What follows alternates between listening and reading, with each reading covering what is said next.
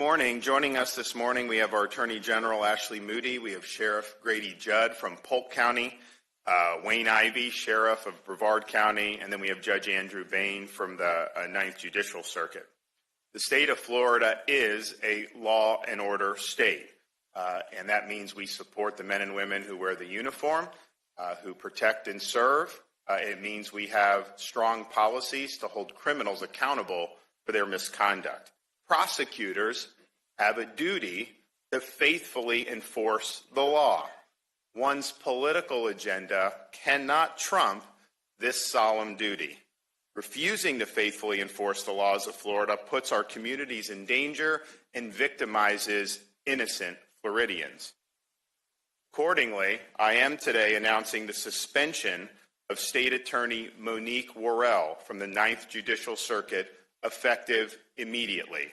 I'm appointing Judge Andrew Bain to take over as state attorney for the Ninth Judicial Circuit. Judge Bain is currently a judge in Orlando. He is a native Floridian. He attended University of Miami, where he played football, and he received his law degree from Florida A&M Law School. And I trust that he will be a prosecutor that faithfully enforces the law and will keep the communities of Central Florida safe. Monique Worrell's administration of criminal justice in the Ninth Circuit has been clearly and fundamentally derelict so as to constitute both neglect of duty and incompetence. The policies or practices listed in our executive order suspending her that constitutes the grounds of suspension are as follows. One, a pattern or practice to avoid minimum mandatory sentences for gun crimes. Pattern or practice to avoid minimum mandatory sentences for drug trafficking offenses. Pattern or practice allowing juvenile offenders to avoid serious charges and incarceration altogether. Pattern or practice to avoid valid and applicable sentencing enhancements. Pattern or practice limiting charges for child pornography. Pattern or practice for seeking withholding of adjudication in situations not permitted under Florida law. Prosecutors do have a certain amount of discretion about which cases to bring and which not. But what this state attorney has done is abuse that discretion and has effectively nullified certain laws in the state of Florida.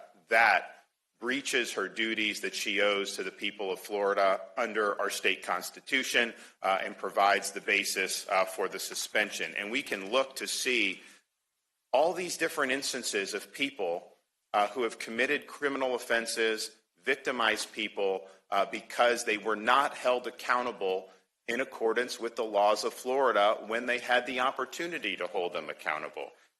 In November of 2022, there was a 17-year-old Lorenzo Larry shot and killed his pregnant girlfriend, DeShayla Ferguson. He had previously been arrested in May of 2022 on several charges, including carrying a concealed firearm, possession of a firearm on school property, and criminal possession of a firearm by a minor, but he was released after all these arrests. Worrell's office did not act on any of these charges until after he killed his girlfriend and their unborn child. In 2018, Jazir Dobson invaded a home in Orange County and robbed the occupants at gunpoint. Dobson was charged with multiple counts of armed burglary with a firearm, robbery with a firearm, and false imprisonment. These charges carried a 10-year mandatory minimum sentence with a maximum of life in prison. After Worrell took office in 2021, 5 of the charges were not prosecuted and adjudication was withheld on the remaining. Withholding adjudication means that Dobson is not considered a convicted felon, and possession of a firearm by a felon would not apply if he were rearrested in the future.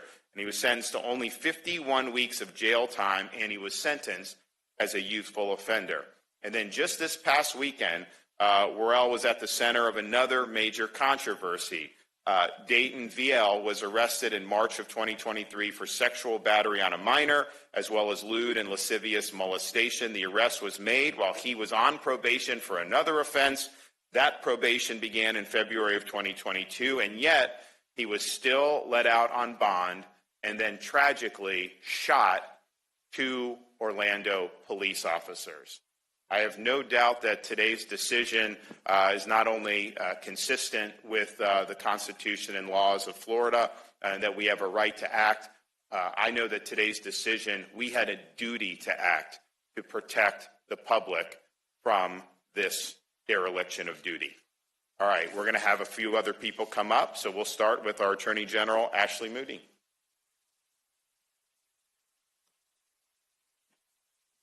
Today is a serious, solemn day. Anytime this occurs in the state of Florida, it's not what we would have wanted for the people of the state of Florida. But nonetheless, it is absolutely imperative for the protection of our citizens. And we're fortunate to have a governor committed to both the rule of law and to holding elected officials accountable for doing the jobs that they swore to do. And in this instance, Ms. Worrell failed to do the job for which she was elected. The job for which she was elected to do is a simple one. It is to protect the public by prosecuting people. She will say, first and foremost, she has another agenda before she's a prosecutor. The job she was elected to do is not to be a legislator or not to be a judge. She is a prosecutor who swore to prosecute those that violate the law. When a prosecutor fails to follow the law and do her job, those failures naturally have allowed countless citizens of the Ninth Circuit to be unnecessarily victimized. If she were allowed to continue in this office, her failure would continue to cause needless pain, suffering, and death. There are two stages which it is imperative to separate a dangerous criminal from the community.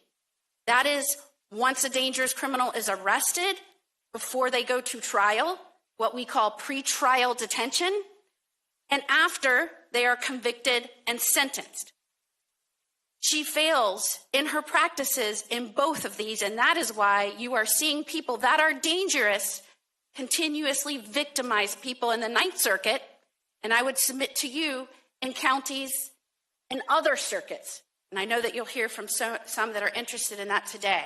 I sat horrified as I watched the press conference on Monday regarding the two officers that were needlessly shot in the Ninth Circuit. Now, this has happened repeatedly where you have a prosecutor that comes out after something has happened and feels the need to start explaining herself. It is not normal for a prosecutor to come out repeatedly after we have seen tragedy strike and insinuate it's not my fault. I submit to you this was in a way to distract from where fault should have laid. Now, you just heard about the fact that on Monday, she came out and insinuated that law enforcement was spreading misinformation, that she failed to act. Under the rules of criminal procedure and under the statutes of Florida, in order for a dangerous criminal to be detained pre-trial, the state attorney has to file a motion for pretrial detention. That was never done. Not only was it never filed, at the hearing, the prosecutor never asked for this gentleman, this criminal that raped a child and was dead to rights on that, stay in jail. The rule and the statute required for the judge to detain that person that motion be filed, and it was never filed. So we could sit up here and go through example after example where someone was murdered, where someone was robbed at gunpoint, and how charges were either undercharged or not filed in that circuit. I can tell you about letter we received from the sheriffs there that detailed why she is not acting in a way that is protecting the public. But I believe what is important today is to use numbers to show you, not only did she not file a motion for pretrial detention to keep people, dangerous criminals, prior to trial and detention, after sentencing, after conviction. The only way that can happen for you to go to jail is if you get charged. So if a prosecutor does not charge you or undercharges you, a judge can't sentence you accordingly. So let's look at the numbers. Ms. Worrell, the state attorney in the Ninth Circuit, has dismissed more charges of defendants than any other state attorney in the state of Florida during the same period. From January 2021 through June of 2022, the latest publicly available data on the state court administrator's website, Ms. Worrell dismissed or did not prosecute criminal cases against 16,236 adult defendants. To put her staggering numbers of dismissals into context and to counter what will undoubtedly be her defense that this was in some way political, I want to provide additional context. From January 2021 through June of 2022, the state attorney in Palm Beach County, who also happens to be of the same party, dismissed or no-filed against 4,296 adult defendants. Ms. Worrell is dismissing during the same period nearly 4 times the number of defendants as are being dismissed or not charged in Palm Beach County. Ms. Worrell is dismissing or no filing charges against almost 43%, almost half of defendants in the Ninth Circuit when they are arrested. Again, to give you context, the state attorney in the Miami-Dade County, again, similar party, is dismissing or no filing charges against only 22% of defendants. So as a percentage, this state attorney, Ms. Worrell, is dismissing or no filing charges against nearly double the defendants in Miami-Dade County. Miami-Dade County is a much bigger jurisdiction with more resource constraints than the Ninth Circuit, yet Ms. Worrell is dismissing charges or no filing at 2 times the rate. Indeed, Ms. Worrell is dismissing charges or no filing cases against defendants at a higher rate than any other prosecutor and any of our circuits in the state of Florida. And she is not choosing just to not prosecute adults who commit crimes. She frankly fails to prosecute juveniles at an equally high rate as adults. Florida Department of Juvenile Justice released a report a couple of weeks ago showing that she is no filing or not prosecuting juveniles who were referred after allegedly committing felonies 42% of the time, and violent felonies 41% of the time. She has by far the highest rate and raw number statewide of no files and failures to prosecute juveniles. And whether you are an adult or a juvenile, the reality in the Ninth Circuit currently is that nearly half of the time, Ms. Worrell's office is not going to prosecute you if you commit a crime. Officers may arrest you. They even may risk their lives arresting you. And if you're in the Ninth Circuit, nearly half the time, the state attorney will not follow through. That is incredibly dangerous to the people in the Ninth Circuit. And if you're unlucky enough to get prosecuted, and you're a drug trafficker or a violent felon committing crimes with a firearm, defendants who are dangerous and harm the community more than others, her office is likely not going to seek a minimum mandatory prison sentence or get much of a prison sentence. As prosecutors, we protect public safety by upholding the laws of this state, even laws with which we may personally disagree. Exercising discretion does not mean abdicating responsibility. Ms. Worrell is abdicating responsibility as the circuit's top prosecutor, and that undermines our laws and our legal system. Meaningful and effective improvement in our criminal justice system cannot result in defendants that suffer no consequences and are allowed to continuously victimize others. Justice is not served and the public safety is not advanced by failing to seek to hold dangerous criminals in custody before they face trial, and it is not advanced by failing to prosecute nearly half of the defendants committing crimes in your circuit. Ms. Worrell has made justice in the Ninth Circuit almost an arbitrary coin flip. She has failed to do her job, and the citizens of the Ninth Circuit have and will continue to be victimized by defendants she failed to prosecute. Again, I commend Governor DeSantis for taking this brave step and ensuring that the citizens of the Ninth Circuit have a prosecutor that puts their public safety as their very first agenda.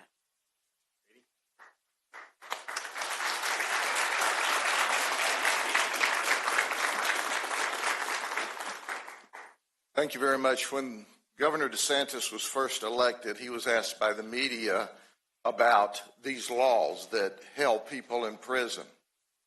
Now, he was a brand new governor, and certainly he had the opportunity there in front of the media to say, well, I'll look into it. I'll check it out. But he looked the cameras in the eye and says, I believe in truth in sentencing. You see, this governor has always put the victims, has always put the law-abiding citizens ahead of the criminals. always. And that's exactly what he's done here today. I've had the honor of being in law enforcement my entire adult life. And I know true, real leadership when I see true, real leadership.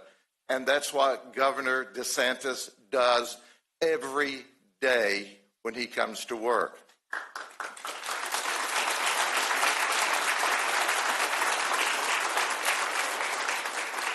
But let me talk about the suspended now, State Attorney Worrell. This is the Worrell effect. This is the bottom line. Yeah, Governor would have been disappointed if I didn't have some of these. You know what I'm saying? Lax prosecution plus you don't support law enforcement equals people aren't safe. That's right. The people of Orange and Osceola County trusted that she would do her job.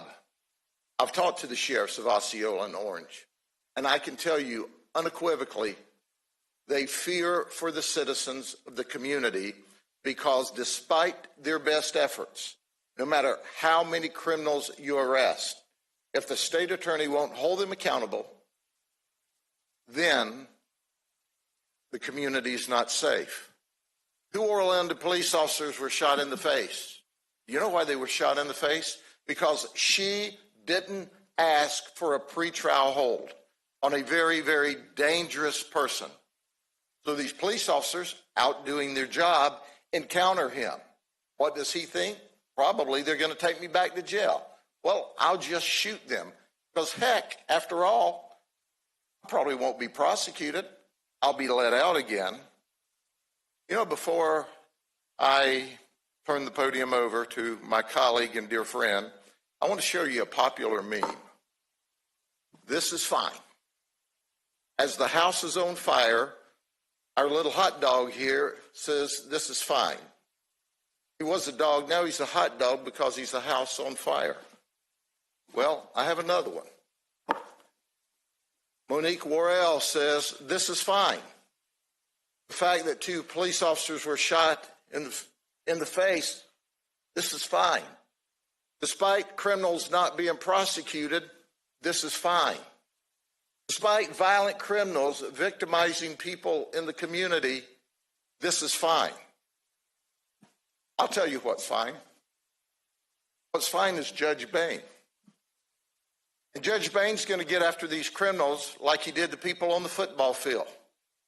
He was an all-star on the football field. He's going to be an all-star as the state attorney. And none of this would have been possible if we didn't have a governor, Governor DeSantis, who said, I'm going to do what's right. Thank you, Governor.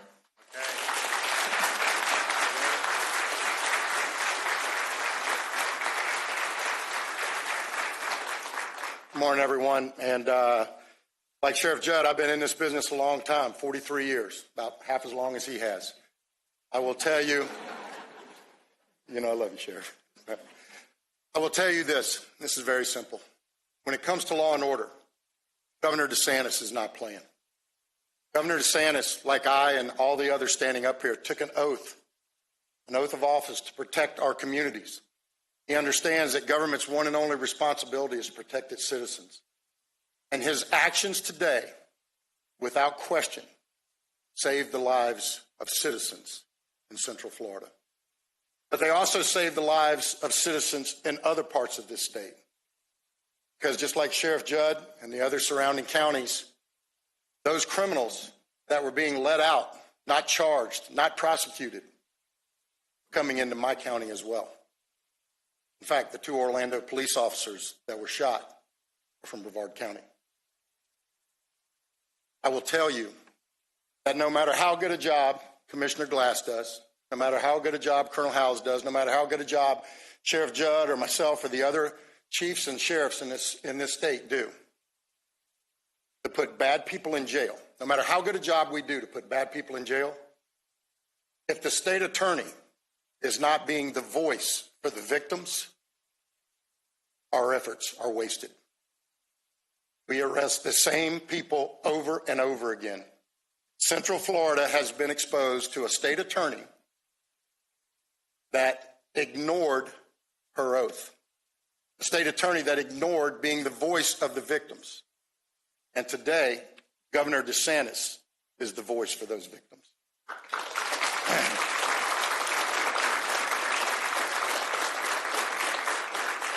This is simple about law and order. It's not about anything else. It's not about politics. It's not about likes or dislikes. Actually, I'm going to say it is about likes or dislikes. Governor DeSantis likes elected leaders that do their job of putting bad people in jail. Folks, we don't want to become some of these other areas we see around the country. New York's, Los Angeles, Chicago, Detroit, Seattle. I can go on and on. We don't want to become those. And we need strong leaders that are going to say, enough is enough. No, we're not going to do the Hug a Thug program. No, we're not going to do soft on crime. What we are going to do is put bad people in jail. That's the oath we took. So, as I said, Governor DeSantis' actions today save lives. He remembers his oath. He remembers what it's like to be a prosecutor and to be the voice of victims, the only voice for some victims whose lives were stolen by criminals and then who were put back out on the street to harm others. Governor DeSantis understands that crime will rise to the level a community will tolerate. And he has zero tolerance for crime and even less for criminals. And I'm honored to stand here today and watch the action he's taking to save lives. Thank you.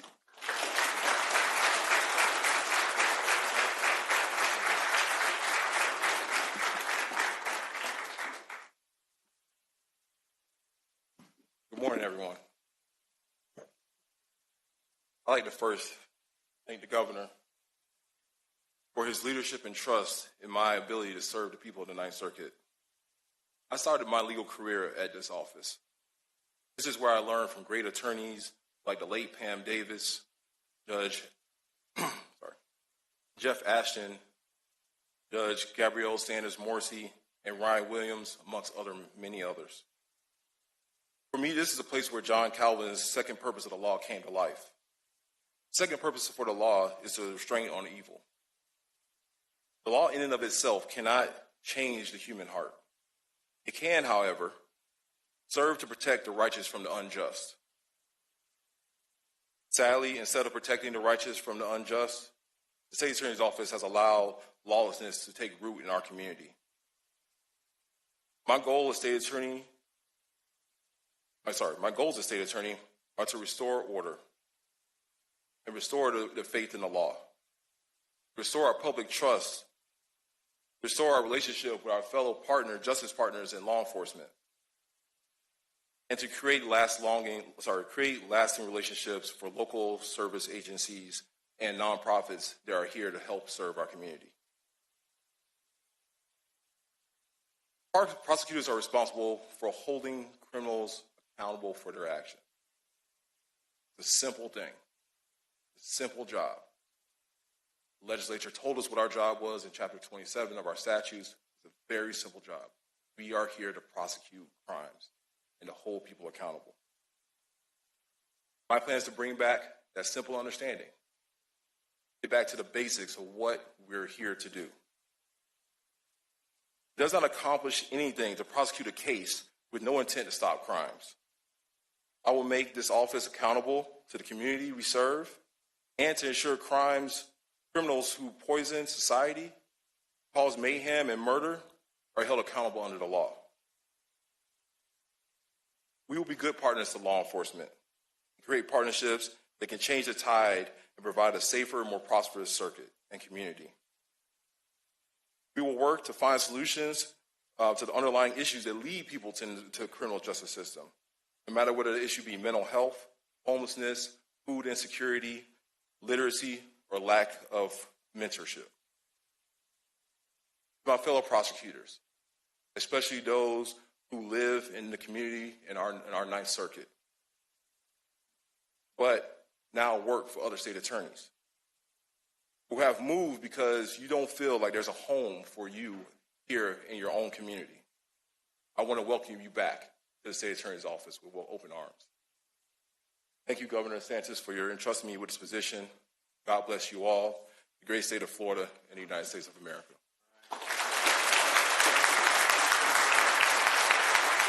All right. Best of luck. Thanks, guys. Appreciate it.